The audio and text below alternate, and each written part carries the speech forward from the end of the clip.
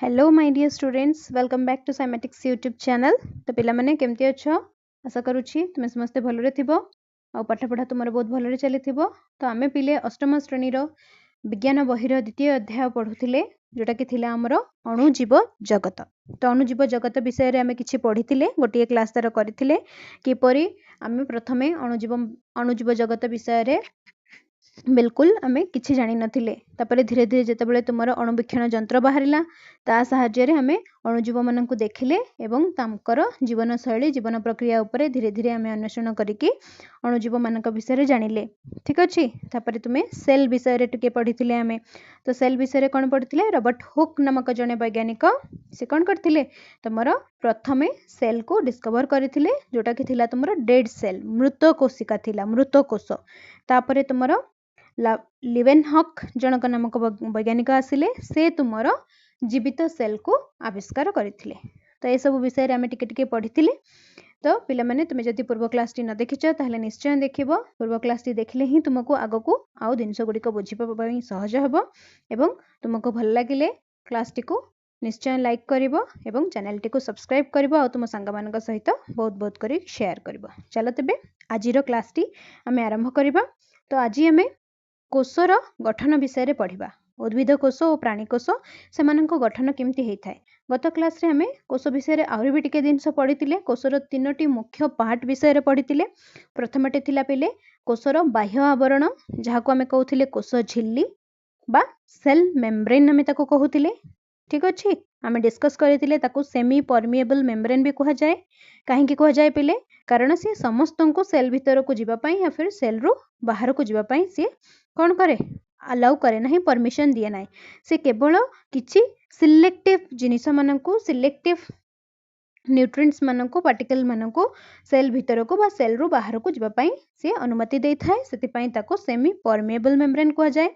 तापरे पिले हमें पढ़ितिले कोषर न्यष्टि विषय रे तार मिडल पार्ट रे जो तुमरो एक गोलाकार अंश देखा जाउची सेटा को हमें न्यष्टि बा न्यूक्लियस कहिले। यार काम कोन ये कोषर सब कार्यकलाप को रेगुलेट करथाय कंट्रोल करिथाय। ठीक अछि। तापरे हमें पढ़ितिले कोष झिल्ली आउ न्यष्टि मझी रे अछि तुमरो पिले कोष जीवक जाको हमें कहिले साइटोप्लाज्म। तो एतिकी विषय रे हमें पढ़ितिले। तो आजिर क्लास टी पिले हमें स्टार्ट करिबा। ठीक अछि। तो आज हमें पढ़िबा उद्भिद और प्राणी कोषर गठन। उद्भिद और प्राणी कोषर गठन कोन किपरि हेइचे कोष भितरे कोन कोन अछंती। तो कोष भितरे पिले कोष भितरे किछि तुमरो कोष अंगिका थाए। कोष भितरे क्षुद्र क्षुद्र कोष अंगिका थाए जहाको हमें सेल ऑर्गेनेल बोली कहंती। सेल ऑर्गेनेल बोली कहंती। सेल भितरे किछि सेल ऑर्गेनेल थाए। तो सेई सेल ऑर्गेनेल रो गोटी ऑर्गेनेल होची पिले तुमरो लबक जहार ना होची लबक बा ताको हमें कहंती प्लास्टिड। सो ई लबक पिले केवल आ केवल तुमरो उद्भिद कोषरे प्रेजेंट थाए। उद्भिद कोषरे देखा जाए। प्राणी कोषरे लबक न थाए। एटा केवल हमको उद्भिद कोषरे मिले। जेमति हमें पढ़ितिले तुमरो सेल वॉल टा केवल तुमरो उद्भिद कोषरे थिला प्राणी कोषरे नथिला।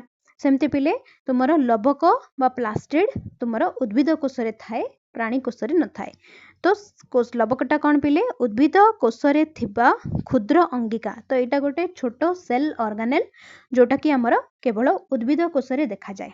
तो यार काम कोन कोन करेये।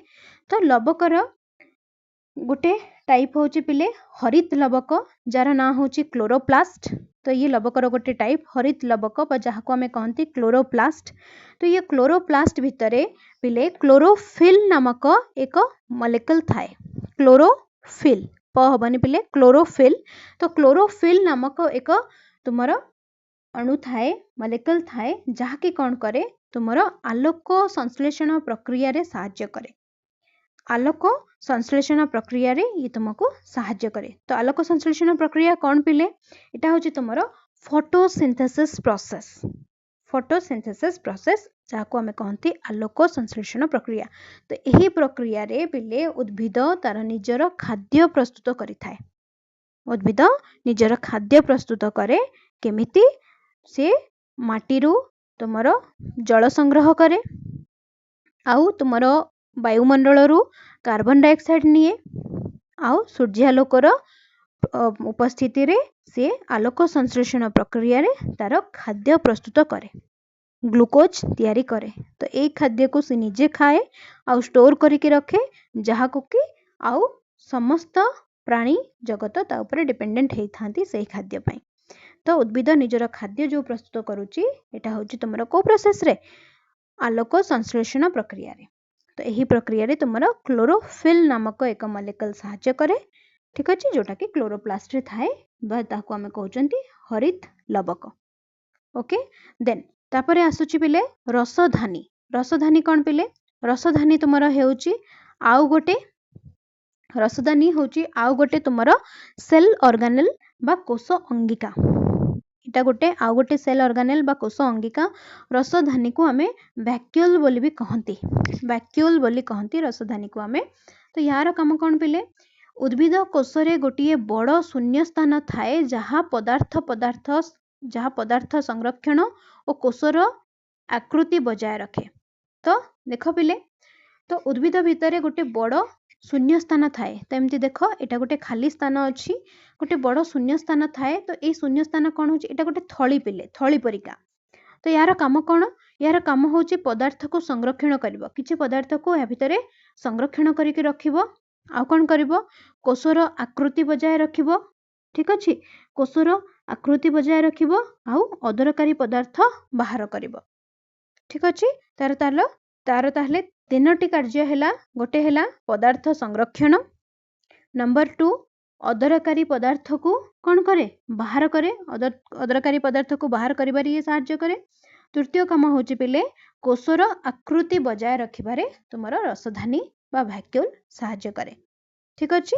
तो उद्भिद कोषरे जदि हमें देखिबा पिले गोटे बड्ड वैक्यूल हमको देखा जाए, गोटे बड्ड खाली स्थान थाए, गोटे बड्ड वैक्यूल हमको देखा जाए।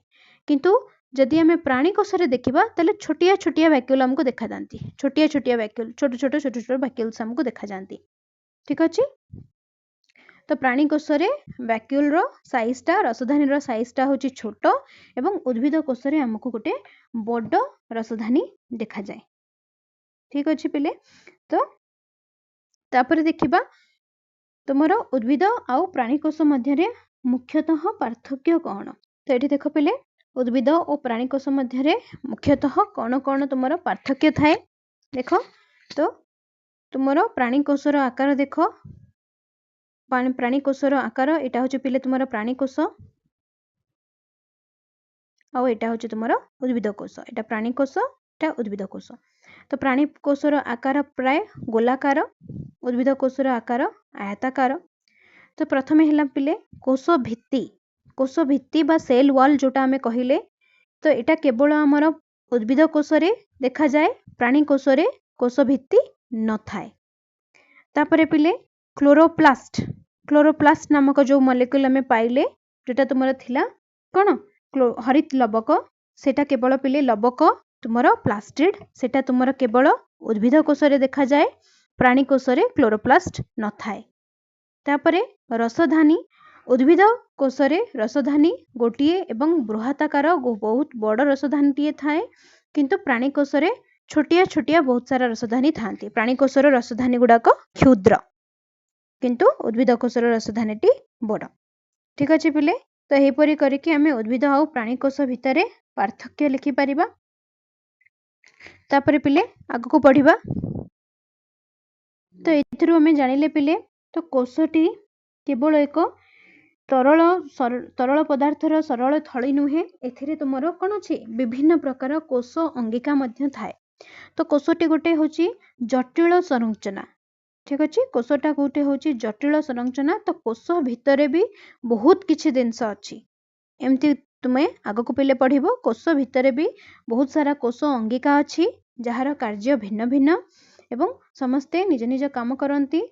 तो ये सब विषय हमें आगु को पढ़िबा, ठीक अछि। तो एथिरु हमें केवल एतिकी बुझिले कि कोष गोटे सरल गठन नुहे, सरल थली नुहे, एटा गोटे जटिल संरचना। तो कोषर प्रत्येक अंशर निजस्व विशेष कार्य अछि, ठीक अछि, एवं कोष भितरे बहुत सारा तुमर पिले कोष अंगिका मान थांती। एबे देखिबा कोष गुड़िकर आकृति केमिति, विभिन्न भिन्न कोष गुड़िकर आकृति को भलिया। तो देख पिले विभिन्न कोषर आकृति भिन्न भिन्न होता है। तो ये गोटे पिले तुमको ये गोटे देछि मांसपेशी कोष जोटा तुम मस्कुलर सेल हमें कहती और एठी गोटे देछि स्नायु कोष जोटा होची न्यूरन। तो मांसपेशी कोषर आकृति देख पिले एभली आकृतिर सी होता है लंबालिया। तो ये आकृति को आम स्पिंडल शेप बा ताकोड़ी आकृति बोली कहती। तो यही कोष गुड़िकर एक ताकोड़ी आकृतिर होइथांती। यही स्वतंत्र आकार जोगु मांसपेशी गुड़िक संकुचित प्रसारित होई शरीर को जीव शरीर को गतिशील करिबार साहाय्य करती।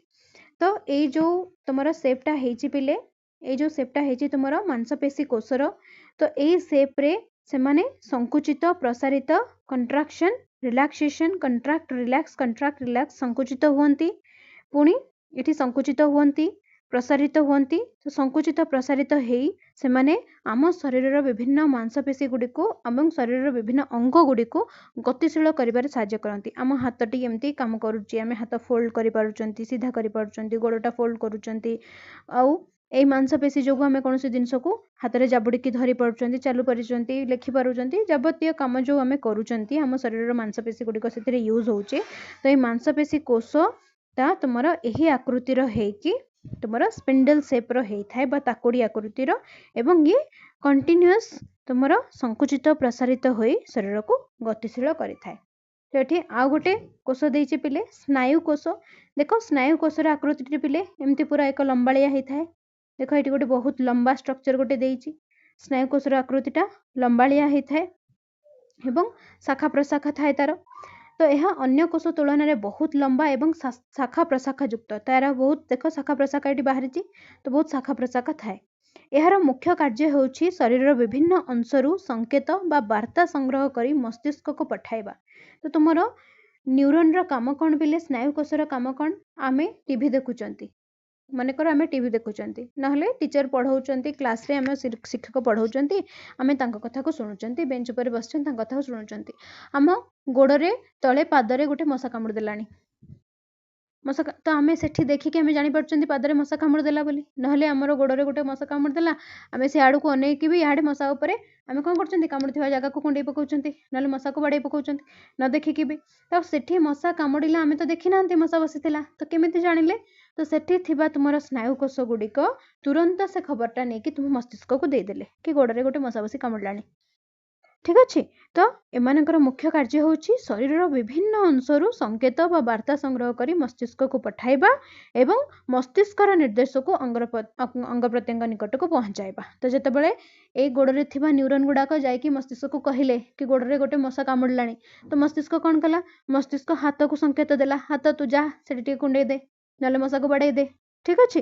तो ये सब काम किए कला ए वार्ता नेला और वार्ता आनिला किए स्नायु कोष ए सब काम कला तुमरा स्नायु कोष। तो ये सब अलग अलग कोष तो किछि कोष तुमरा गोलाकार होइथांती। ठीक अच्छे। तुमरा जो ब्लड सेल अच्छी ब्लड रो कोष गुड़िक तुम रक्त कोष गुड़िक रक्त कोशिका गुड़िक गोलाकार होइथांती केतक लंबा होइथांती केतक पतला होइथांती। तो जीव कोष गुड़िकर संख्या भिन्न भिन्न एवं एमानकर गठन बा आकृति भी भिन्न भिन्न होइथाय। तो ताले कोष गोटे कोष अन्य कोष टू एते भिन्न काहे देखा जाउची तो कहीं मैंने एका भाया देखा जाऊना। तो कोषर आकार एवं गठन संपूर्ण भावे तार निर्दिष्ट कार्य उपर निर्भर करे। तो कोषर आकार पिले सेटा केमिति हबो कोषर आकार एवं गठन निर्दिष्ट भावे तार कार्य उपर निर्भर करे ताको कौन काम करिया को दिया जाइछि से काम उपर निर्भर करे कि कोषटीर आकार केमिति हबो। कार्य रे दक्षता आनिबा पई प्रकृति प्रत्येक कोष को एक स्वतंत्र रूप देइछि। तो कार्य रे भल दक्षता आनिबा पई प्रकृति प्रत्येक कोष को तांको निज निज निजस्व कार्य अनुसार गोटे गोटे स्वतंत्र रूप देइछि से माने सेही रूप नै कि तैयारी हेचंती। ठीक अछि पिले। तो तले कोन हे अलग अलग काम जेमति पिले हमें देखिले एठी मांसपेशी रो कोष कोन ये तुमरो संकुचित प्रसारित हे कि मांसपेशी को गतिशील कराउची बा तुमरो विभिन्न अंग प्रत्यंग को गतिशील कराउची।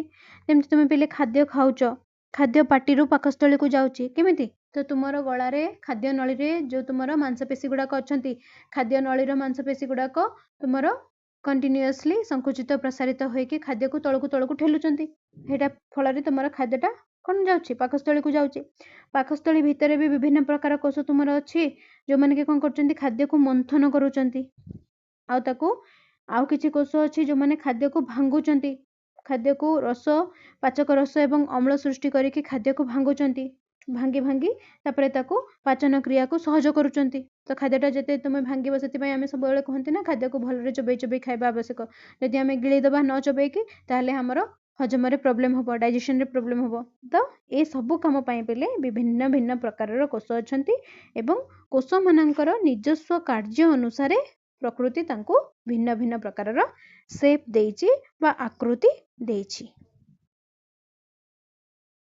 तापर पिले देखिबा आमे जीव शरीर रे संगठन रो स्तर तो केमिति तुमरो पिले जीव शरीर रे संगठन हुए जीव शरीरटा केमिति तयारी हुए ठीक अछि पिले तो बुझिबा देखो तो प्रथमे होई थाए तुमरो कोष सेल तो प्रथमे तुमरो जीवन रो मौलिक एकक हेउची तुमरो सेल बा कोष ठीक अछि तो जीव शरीरटा गोटे जटिल उपाय रे संगठित हेची किंतु सबुठु तार सरल उपादान सरल एकक मौलिक एकक प्रथम जिंस जोथुरु तुमरो पूरा शरीरटा तयारी हेची सेटा होची पिले तुमरो कोष गोटी कोष ठीक अछि तो प्रथमे जेते बेले माता गर्भरे माताटी गर्भवती हुए ठीक अछि मां पेटरे जेते बेले तुमरो प्रथमे पिता ओ मातांकर पितांक ठारू शुक्राणु एवं मातांक ठारू डिंबाणु आसिकी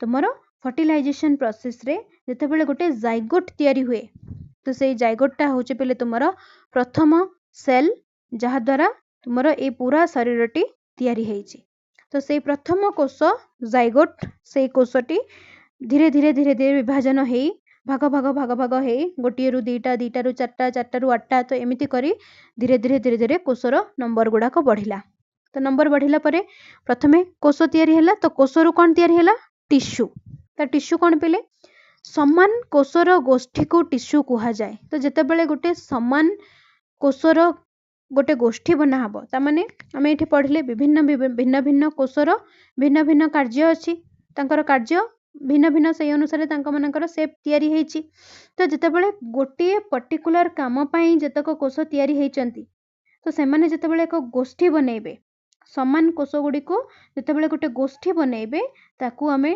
टिश्यू बा तंतु बोली कहिथांती टिश्यू बा तंतु बोली कहंती ठीक अछि ताले समान कोष गुडीकर गोष्ठी समान माने तांकर कार्यकलाप अनुसार समान कोष गुडीकर गोटे गोष्ठी को आमे कोन कहंती टिश्यू बोली कहंती ठीक अछि तापरे किछि टिश्यू समान प्रकार टिश्यू मिसी कोन कले अंग तयारी कले ऑर्गन तो समान प्रकार टिश्यू विभिन्न टिश्यू मिसी अंग तयारी अंग गठन करंती विभिन्न टिश्यू मिसी अंग गठन करंती तो समान प्रकार किछि टिश्यू मिसी कि कोन तयारी कले अंग गठन कले तो विभिन्न भिन्न प्रकार टिश्यू ऐड हेकी एकत्रित हेकी पूरा गोटे अंग तयारी कले बा ताकू आमे कहिले ऑर्गन ठीक अछि तापरे तो एका भलिया काम करूथिबा सबुतिक अंग गुडिक जेमति सपोज तुमरो होची पाचक तंत्र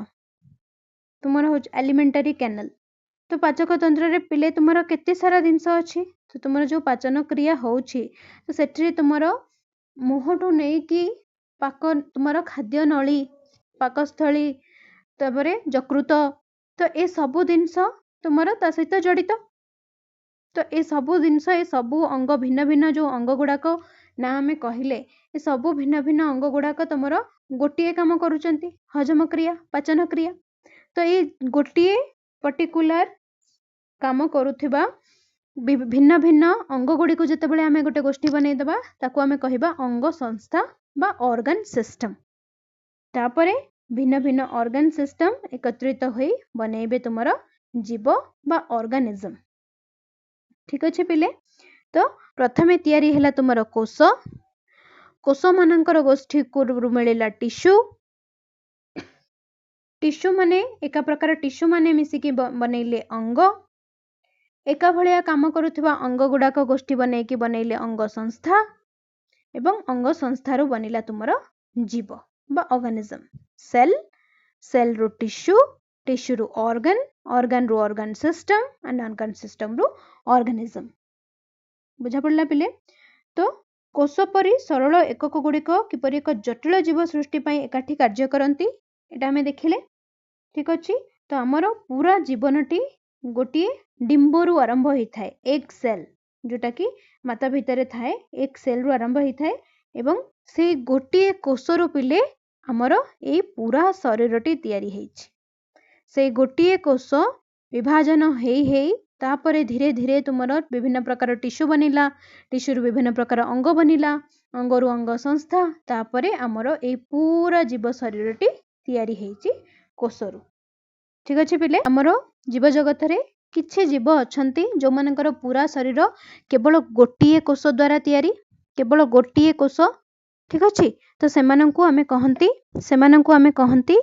एक कोषी, एक कोषी जीव। तो सेमानंकर पूरा शरीर केवल गोटे कोषरु तैयारी, तो सेमानंकु आमे एक कोषी जीव बोली कहंती।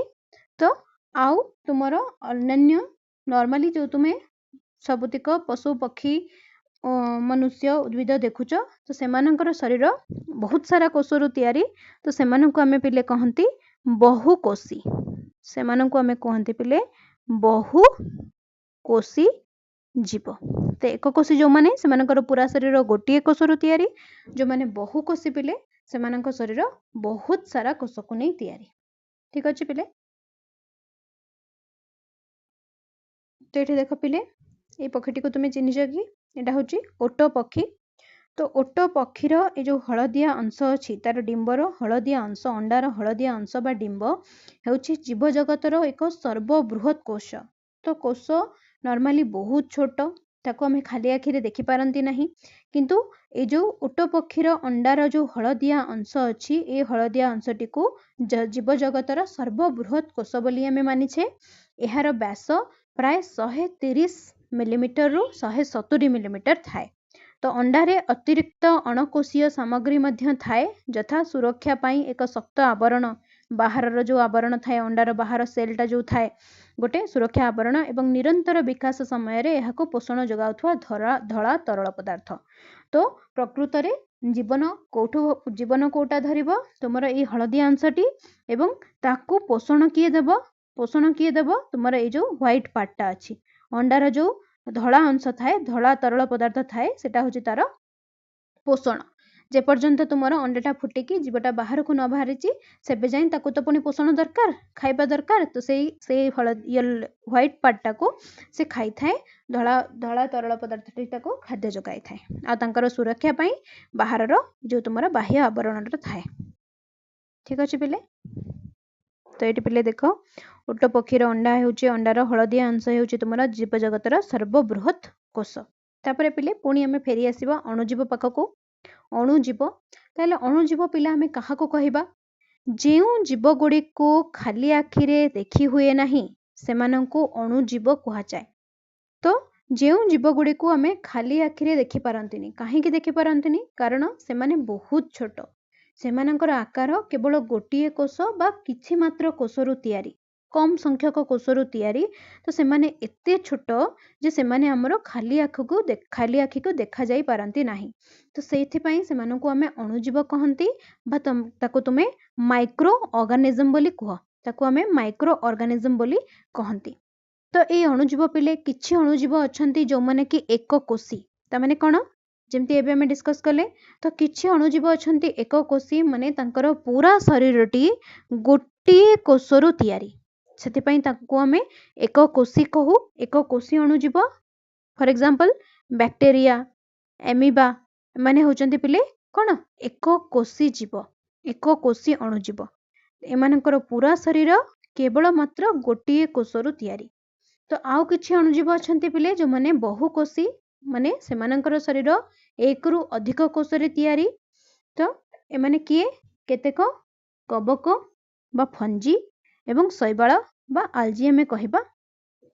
तो एमाने होचंती पिले अनेक कोषरे गठित। तो एमानकु आमे बहुकोषी अणुजीव बोली कहू, बहुकोषी जीव बोली कहू। तो ए अणुजीव माने कोठी रहंती, तो ए अणुजीव माने पिले पानी, माटी, वायु, ସବୁठी ରହନ୍ତି, ଆମ ଶରୀର ଭିତରେ ବି ଦେଖାଯାଆନ୍ତି। ଠିକ ଅଛି, ତ ଏମାନେ ସବୁଆଡ଼େ ରହନ୍ତି, ଆମ ଶରୀର ଭିତରେ ବି ଦେଖାଯାଆନ୍ତି। ତାହେଲେ ଏମାନଙ୍କର କୋଷ ଗୁଡ଼ିକ କେମିତି ହେଇଥିବ? ତ ଏମାନେ ଯେଉଁ କୋଷରୁ ତିଆରି, ଆଙ୍କ କୋଷ ଗୁଡ଼ିକ ଉଦ୍ଭିଦ ପ୍ରାଣୀ କୋଷ ସହିତ ସମାନ ନା ଅଲଗା କିଛି? ତ ଏ ସବୁକୁ ଜାଣିବା ପାଇଁ ଆମକୁ ଗୋଟିଏ ଯନ୍ତ୍ର ଦରକାର, ଯାହାକୁ ଆମେ କ'ଣ କହନ୍ତି? ଯାହାକୁ ଆମେ କହନ୍ତି ଅଣୁବୀକ୍ଷଣ ଯନ୍ତ୍ର। ଯାହାକୁ ଆମେ କହନ୍ତି ଅଣୁବୀକ୍ଷଣ ଯନ୍ତ୍ର। ତ ଅଣୁବୀକ୍ଷଣ ଯନ୍ତ୍ରଟି ପିଲେ କୋଷର ଯେତିକି ସାଇଜ୍ ଅଛି ସେ ସାଇଜ୍କୁ ହଜାର ହଜାର ଗୁଣ ବଡ଼ କରିକି ଆମକୁ ଦେଖାଇ ପାରେ। ତ ସେଥିପାଇଁ ଆମେ ତାକୁ ଦେଖିପାରନ୍ତି। ତ ଜିନିଷଟିକୁ ଜୁମ୍ କରିକି ବଡ଼ କଲେ ହିଁ ଯାଇକି ଛୋଟ ଜିନିଷଟିକୁ ଆମେ ଦେଖିପାରିବା। ତ ସିଏ ଏଇ କୋଷକୁ ହଜାର ଗୁଣ ବଡ଼ କରିକି ଆମକୁ ଦେଖାଇପାରେ। ସେଥିପାଇଁ ଅଣୁବୀକ୍ଷଣ ଯନ୍ତ୍ର ସାହାଯ୍ୟରେ ଆମେ କୋଷଟିକୁ ଦେଖିପାରନ୍ତି ଏବଂ ତାର ଗ୍ରୋଥକୁ ଦେଖିପାରନ୍ତି, ସେ କେମିତି ବଢ଼ୁଛି, ତା କୋଷ ଭିତରେ କ'ଣ କ'ଣ ଅଛି, ଏସବୁକୁ ଆମେ ଦେଖିପାରନ୍ତି। ତ ଆଜିକାଲି ପିଲେ ଏଇ ଅଣୁବୀକ୍ଷଣ ଯନ୍ତ୍ରକୁ ଆହୁରି ସୁଲଭ ମୂଲ୍ୟରେ ବୈଜ୍ଞାନିକମାନେ ଉପଲବ୍ଧ କରାଇ ପାରିଛନ୍ତି। ତାକୁ ଆମେ ଫୋଲ୍ଡସ୍କୋପ୍ ବୋଲି କହୁଛନ୍ତି, ଯାହାକୁ ଆମେ ଭାଙ୍ଗିକି ରଖିପାରିବା, ଫୋଲ୍ଡ କରି ରଖିପାରିବା। ଏହି ଫୋଲ୍ଡସ୍କୋପ୍ ପିଲେ ଅଣୁବୀକ୍ଷଣ ଯନ୍ତ୍ର ଠାରୁ ଶସ୍ତା, କିନ୍ତୁ ଏହା ତାପରି ତୀକ୍ଷ୍ଣ ସୂଚନା ଆମକୁ ଦେଇପାରେ ନାହିଁ। ଯଦି ପିଲେ ଅଣୁବୀକ୍ଷଣ ଯନ୍ତ୍ରକୁ ବ୍ୟବହାର କରିକି ତୁମେ ପୋଖରୀ ଜଳ ବା କେଉଁଠୁ ଜଳ ଆଣିକି ତୁମେ ସେ ଜଳକୁ ଅଣୁବୀକ୍ଷଣ ଯନ୍ତ୍ର ତଳେ ଦେଖିକି ତାକୁ ପରୀକ୍ଷା କରିବ, ତ ତା ଭିତରେ ତୁମେ ଛୋଟ ଛୋଟ ବହୁତ ସାରା ଅଣୁଜୀବ ଥିବାର ତୁମେ ଦେଖିପାରିବ। ଜୀବନ୍ତର ପ୍ରାଣୀମାନଙ୍କୁ ଦେଖିପାରିବ, ଯେଉଁମାନଙ୍କୁ ଆମେ ମାଇକ୍ରୋ ଅର୍ଗାନିଜମ୍ ବା ମାଇକ୍ରୋବ୍ ବୋଲି କହନ୍ତି। ଠିକ୍ ଅଛି, ଅଣୁଜୀବ ଯାହାକୁ ଆମେ ମାଇକ୍ରୋ ଅର୍ଗାନିଜମ୍ ବା ମାଇକ୍ରୋବ୍ ବୋଲି କହନ୍ତି। ଖାଲି ଆଖିରେ ଦେଖିଲେ ପାଣି ଭିତରେ ଆମକୁ କିଛି ଦେଖାଯିବନି, କିନ୍ତୁ ଅଣୁବୀକ୍ଷଣ ଯନ୍ତ୍ର ସାହାଯ୍ୟରେ ଦେଖିଲେ ଆମକୁ ଛୋଟ ଛୋଟ ବହୁତ ଜୀବନ୍ତ ଜୀବମାନେ, ପ୍ରାଣୀମାନେ ଆମକୁ ତା ଭିତରେ ଦେଖାଯିବେ। ତେବେ ଦେଖ ପିଲେ, ଆମେ ବିଭିନ୍ନ ପ୍ରକାରର ଅଣୁଜୀବମାନଙ୍କୁ ଦେଖିବା। ତ ପ୍ରଥମେ ଏଠି ହେଉଛି ପିଲେ ତୁମର ଆମିବା। ଆମିବା ଯାହାକୁ ଆମେ ଆଦିପ୍ରାଣୀ କହନ୍ତି, ଆଦିପ୍ରାଣୀ କ୍ୟାଟାଗୋରୀରେ ଏଇଟା ଆସିବ ଆମିବା। ତ ଆମିବା ଯେଉଁ ଜୀବଟି ହେଉଛି ପିଲେ ଅଣୁଜୀବଟି, ସେଟା ହେଉଛି ତୁମର ଏକକୋଷୀ, ତାମାନେ ତାର ଶରୀରଟା କେବଳ ଗୋଟିଏ କୋଷରୁ ଗଠିତ, ଗତିଶୀଳ, ଇଏ ଗତି କରିପାରେ, ଅନିୟମିତ ଆକାର। ଏହାର ଯେଉଁ ଆକାରଟା ପିଲେ, ଏହାର ଯେଉଁ ସେପ୍ଟା ଅଛି, ଏଇଟା ଫିକ୍ସ ନୁହଁ। ଆମିବାଟା ଏମିତି ଫିକ୍ସ ନୁହଁ, ସେ ଏମିତି ହେଇପାରେ, ଏମିତି ଚେଞ୍ଜ ହେଇଯାଇପାରେ, ଏମିତି ଚେଞ୍ଜ ହେଇଯାଇପାରେ। ତ ଏହାର ଆକାରଟା ହେଉଛି ଅନିୟମିତ। ଠିକ୍ ଅଛି, ଫିକ୍ସ ନୁହେଁ। ତାପରେ ପିଲେ ଦ୍ୱିତୀୟ ପ୍ରକାର ପାରାମେସିୟମ୍। ପାରାମେସିୟମ୍ ପିଲେ ଏମିତି ତୁମର ଚପଲ ଭଳି ଦେଖାଯାଏ, ଏମିତି ପାରାମେସିୟମ୍। ତ ଏଇଟା ହେଉଛି ପିଲେ ଏକକୋଷୀ, ଏଇଟା ପୁଣି ଗୋଟିଏ କୋଷରୁ ଗଠିତ, ଗୋଟିଏ ସ୍ଥାନରୁ ଅନ୍ୟ ସ୍ଥାନକୁ ଗତି କରେ। ତ ଇଏ ଗୋଟିଏ ସ୍ଥାନରୁ ଅନ୍ୟ ସ୍ଥାନକୁ ଗତି କରିପାରେ, ବିଶେଷ ଅଙ୍ଗ ସାହାଯ୍ୟରେ ଗତି କରେ। ତ ଏହାର ଗୋଟେ ବିଶେଷ ଅଙ୍ଗ ଅଛି, ବିଶେଷ ଅଙ୍ଗ ସାହାଯ୍ୟରେ ସେ ଗତି କରେ। ତାପରେ ତୃତୀୟଟି ହେଉଛି ପିଲେ ତୁମର ଶୈବାଳ। ଶୈବାଳ, ତ ଏଇଟି ବି ପିଲେ ଏକକୋଷୀ, ଆମିବା ବି ଏକକୋଷୀ ଅଣୁଜୀବ, ପାରାମେସିୟମ୍ ଏକକୋଷୀ ଅଣୁଜୀବ, ଶୈବାଳ ବି ଏକକୋଷୀ ଅଣୁଜୀବ। ତ ସବୁଜ କଣାର ଉପସ୍ଥିତି ଯୋଗୁଁ ସବୁଜ ଦେଖାଯାଏ। ତ ଏଥିରେ ସବୁଜ କଣା ଥାଏ, କ୍ଲୋରୋଫିଲ୍ ଥାଏ, ସେଥିପାଇଁ ଏଇଟା କ'ଣ ଦେଖାଯାଏ? ସବୁଜ ଦେଖାଯାଏ। ବିଶେଷ ଅଙ୍ଗ ସାହାଯ୍ୟରେ ଗତି କରିଥାଏ। ତ ଏହାର ବିଶେଷ ଅଙ୍ଗ ସାହାଯ୍ୟରେ ଏଇଟା ପିଲେ ତୁମର ଗତି କରିଥାଏ। ତ ନେକ୍ସଟ ପିଲେ ତୁମର ପାଉରୁଟିର ଫିମ୍ପି, ଯାହାକୁ ଆମେ କହନ୍ତି କବକ। ପାଉରୁଟିର ଫିମ୍ପିଟା ହେଉଛି ପିଲେ ତୁମର କବକ, ଯେଉଁଟାକି କ୍ଲୋରୋଫିଲ୍ ନଥିବା ଭଳି ଆକୃତି। ସେଥିରେ କ୍ଲୋରୋଫିଲ୍ ନଥାଏ, ସବୁଜ କଣିକା ନଥାଏ। ଆର ଆକୃତି ହେଉଛି ଶାଖାଯୁକ୍ତ ଫିଲାମେଣ୍ଟ। ଏହାର ଆକୃତି ହେଉଛି ଶାଖାଯୁକ୍ତ ଫିଲାମେଣ୍ଟ, ଏଭଳି ଫିଲାମେଣ୍ଟ ଆକୃତିର ହୋଇଥାଏ। ତାପରେ ପିଲେ କବକ, କବକରେ ବି ତୁମର କ୍ଲୋରୋଫିଲ୍ ବିହୀନ, କବକରେ ବି କ୍ଲୋରୋଫିଲ୍ ନଥାଏ ଏବଂ ରଙ୍ଗ ମାରିବା ପାଇଁ ବ୍ୟବହୃତ ବ୍ରସ୍ ଭଳି ଆକୃତିର ଶାଖାଯୁକ୍ତ ଫିଲାମେଣ୍ଟ। ତ ରଙ୍ଗ ମାରିବା ପାଇଁ ଆମେ ଯେମିତି ବ୍ରସ୍ ବ୍ୟବହାର କରନ୍ତି, ସେଇ ବ୍ରସ୍ ପରିକା ଏହାର ଆକୃତି ହୋଇଥାଏ। ତାପରେ ପିଲେ ଆସିବ ତୁମର ଶୈବାଳ। ଶୈବାଳଟା ହେଉଛି ଗୋଲାକାର ଏବଂ ଏଥିରେ ସବୁଜ କଣା ଉପସ୍ଥିତି ଥାଏ, ସେଥିପାଇଁ ଏମାନେ ସବୁଜ ଦେଖାଯାଆନ୍ତି। ଠିକ୍ ଅଛି ପିଲେ। ତାପରେ ଆସିବ ତୁମର ବୀଜାଣୁ। ତ ବୀଜାଣୁ ଗୁଡ଼ିକର ପିଲେ ତାର ଆକାର ଭିନ୍ନ ଭିନ୍ନ ହୋଇଥାଏ, ଗୋଲାକାର ହୋଇଥାଏ, କମାକୃତି ହୋଇଥାଏ, କୁଣ୍ଡଳାକୃତି ହୋଇଥାଏ ବା ଦଣ୍ଡାକୃତି ହୋଇଥାଏ। ଅଲଗା ଅଲଗା ପ୍ରକାରର ଆକୃତି ତାଙ୍କର ଅଛି ଏବଂ ଏହାର କୋଷ ଚାରିପାଖରେ ଏମିତି ଲମ୍ବା ଲମ୍ବା କେଶ ଭଳିଆ ଷ୍ଟ୍ରକ୍ଚର ଗୁଡ଼ାକ ଦେଖାଯାଏ। ଠିକ୍ ଅଛି, ସେମାନଙ୍କୁ ଆମେ କହନ୍ତି କ'ଣ? ବୀଜାଣୁ। ତାପରେ ପିଲେ ଗୋଟେ ସ୍ୱତନ୍ତ୍ର ଜୀବ ଅଛି ତୁମର, ଯାହାର ନାଁ ହେଉଛି ଭୂତାଣୁ ବା ଭାଇରସ୍। ଏବେ ତୁମର ପିଲେ କରୋନା ଭାଇରସ୍ ଆସିଥିଲା, ଭାଇରସ୍। ତ ଏଇ ଭାଇରସ୍ଟା ହେଉଛି ପିଲେ ଭୂତାଣୁ, ଆମେ ତାକୁ କହନ୍ତି, ଯାହା ଅତି କ୍ଷୁଦ୍ର ଏବଂ ଅକୋଷୀୟ। ଠିକ୍, ଅକୋଷୀୟ ମାନେ ସେମାନେ କ'ଣ କରନ୍ତି? ସେମାନେ ଶରୀର ବାହାରେ, ଜୀବନ୍ତ କୋଷ ବାହାରେ ନିର୍ଜୀବ ପରି ଥାଆନ୍ତି। ଶରୀର ବାହାରେ ଆମର ଯେତେବେଳେ समय वायुमंडल से थांती से कौन करती निर्जीव परी थांती जेतेबेले सी शरीर भितर को प्रवेश करिजिबे गोटे जीवंत कोष भितर प्रवेश करिजिबे तापरे से अचानक से तांकर वंश वृद्धि करिवे एवं रोग सृष्टि करिवे तेमाने बहुत जल्दी निजर वंश वृद्धि करती आउ रोग सृष्टि करती तो एगुड़िक होउछन्ति तुमर पिले भूताणु तो एमाने उद्भिद प्राणी बा बीजाणु समस्त को संक्रमित कर दियंती एवं रोग सृष्टि करती तो पिले आशा करुछि तुमको क्लास टी भल लागि थिबो तो क्लास टी भल लगे पिले निहाती चैनल को सब्सक्राइब करिवो आ तुम संग मानक सहित बहुत बहुत करी शेयर करिवो आगो को एमती भल भल एक्साइटिंग वीडियोस देखिबा पई आउ तुमर पाठ पढ़ा को अति सरल एवं सहज करिबा पई निश्चय चेष्टा करिवि ठीक अछि जदि किछि डाउट हुए तो मते कमेंट बॉक्स रे निश्चय पचारिबो रहिली जय जगन्नाथ।